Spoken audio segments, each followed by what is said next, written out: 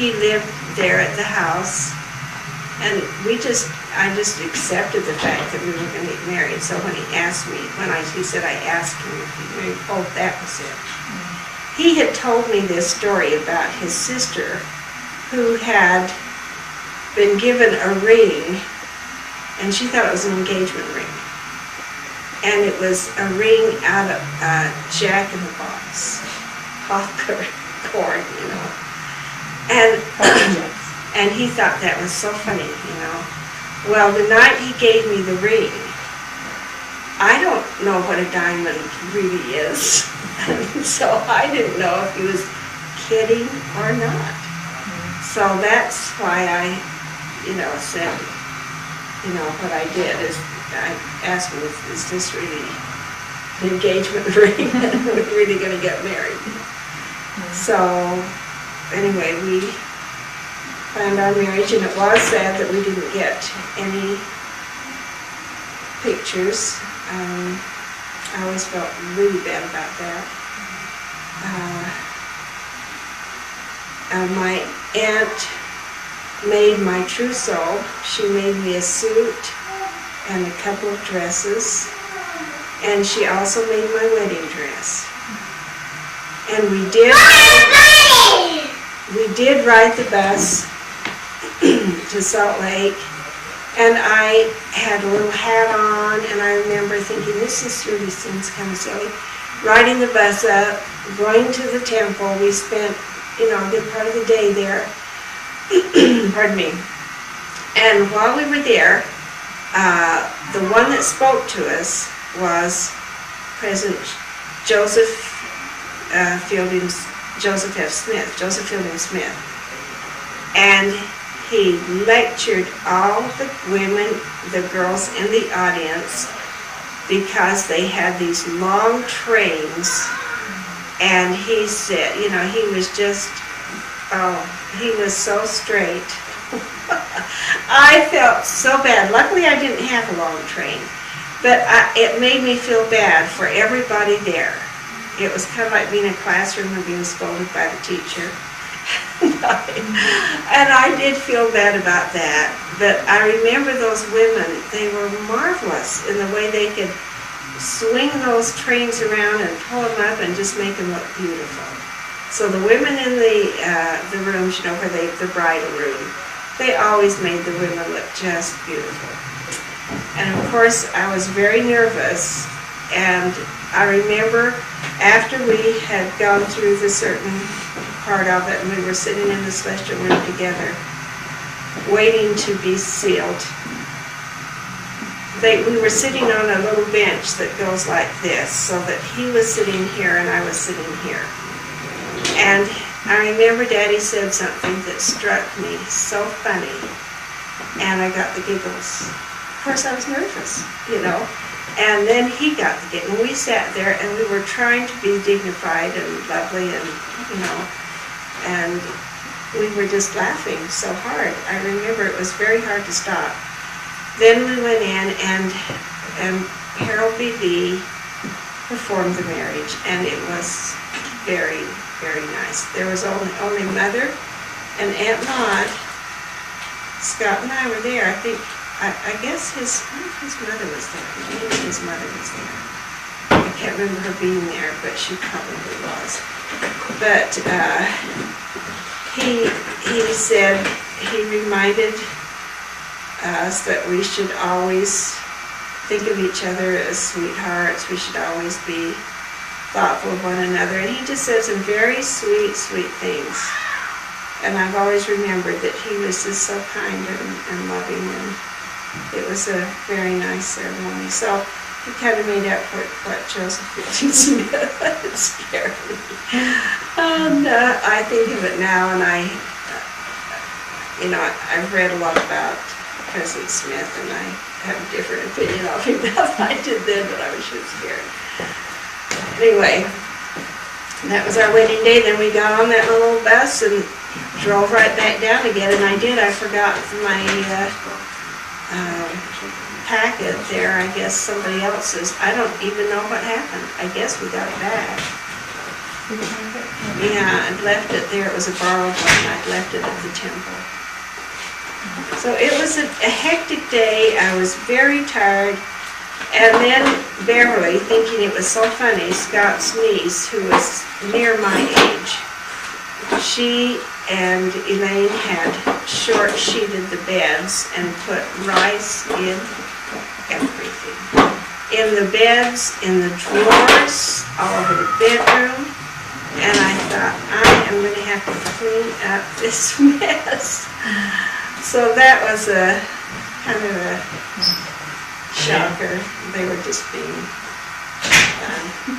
They obviously never been married. No. I'd like to have done that to them, but I didn't get the opportunity. So that, we lived in the little house in the little pink house that all of our children will remember. It wasn't the pink house then. And there weren't any trees around, and I can remember waking up in the mornings. We were just there for we weren't there for very long, maybe 3 months. And there were no birds. And that really bothered me. I didn't like that. So when we went back again, first thing we did plant some trees. But there weren't trees in that neighborhood at that time. And we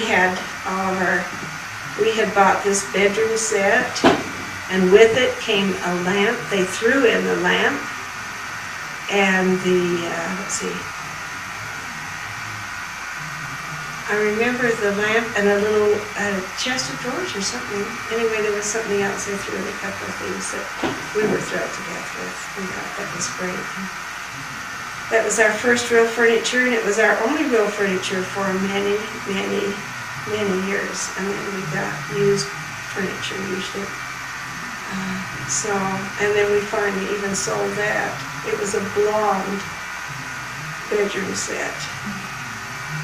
Very stylish at the time.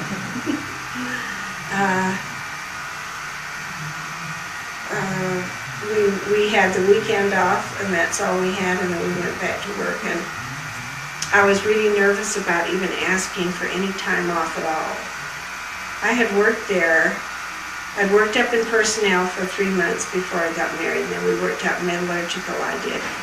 And I was still in personnel just before we got married, and he said, well, why do you need it off? And I said, well, I'm getting married. And he kind of laughed. I think he thought I was maybe a little, well, that's a good idea, to ask for it off if you're getting married. So I only asked for, I think I had more time off than Daddy did. There's one thing I do remember, is when I would go to work, or when I was home, when I had my day off, I would clean everything in that house. I polished the fridge, I polished the stove, I polished the table legs, everything. And it took me, a while to do. I'd clean the house, and then when Daddy was home, he'd call me at work, and I'd say, well, what are you doing? He says, well, I just cleaned the house. And I said, well, what did you do? I did everything. I did it in half the time you did it. So that always made me a little upset with him, because I tried to tell him what I'd do, and he said, well, I did that. Well, I did that, So he could do everything better than I could. That was a little difficult. Was he doing the table legs? Well, he said he did everything I did, tell him what I did. But I don't think he ever got down and did the table legs, but he never said he did. So, but he liked to surprise me, and I appreciated that.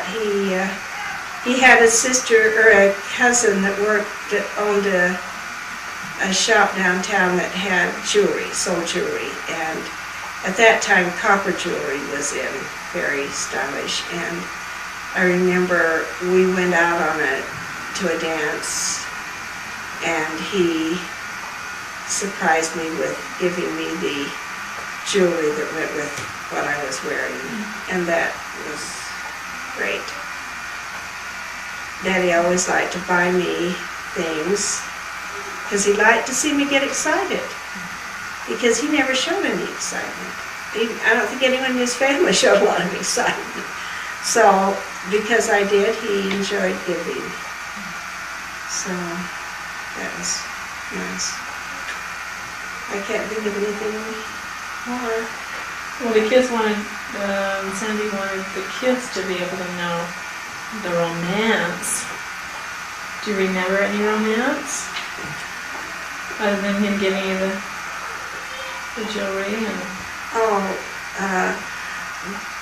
Daddy always held my hand. He was always very affectionate, more than I was. I'm sorry to say, I'm still the same, I guess.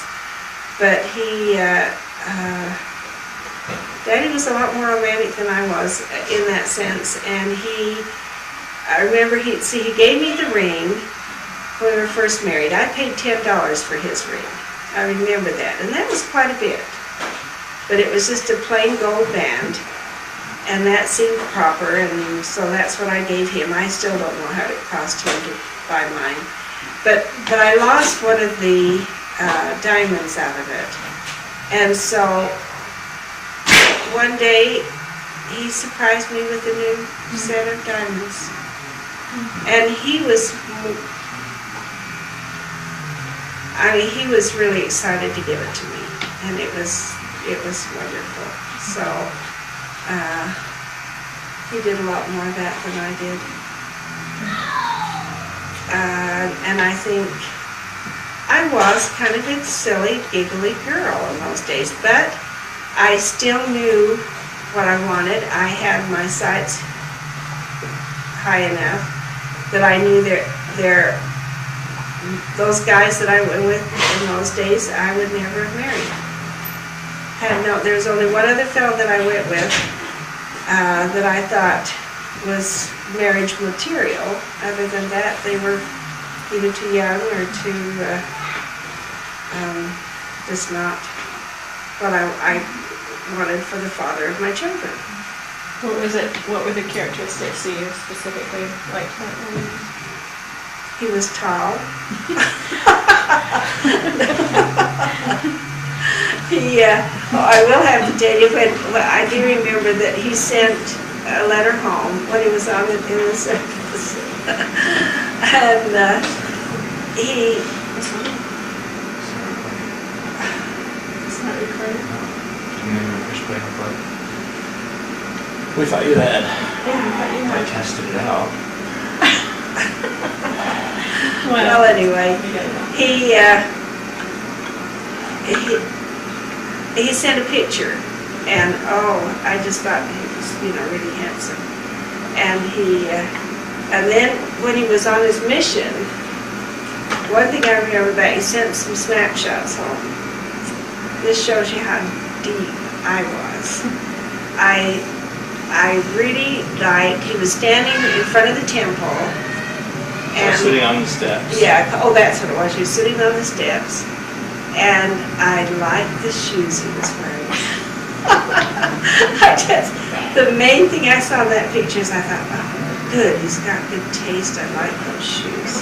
So, and then I found out he didn't have all that good taste. I had to straighten him up. He just didn't have money, probably.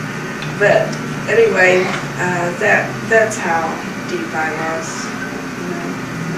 I was, I shared the picture with all my friends. And he was a nice, tall young man. Nice shoes. Had nice shoes. So, And you want to say goodbye to your son? Are you going to leave? Well, I guess we'll shut this down then. Was there anything else you wanted to ask me? Anything you want to ask me? Other Well, than... you can keep on going.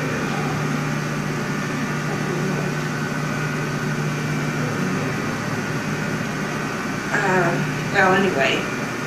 when did you decide that he actually had some, character traits that you liked? Well, I'll Was it after the fact? No, I went with Calvin once up to Casharon. That's where his family was living. He was going to school, been going to school, working in Ridgefield. And I met his family and I thought I could never marry into this family.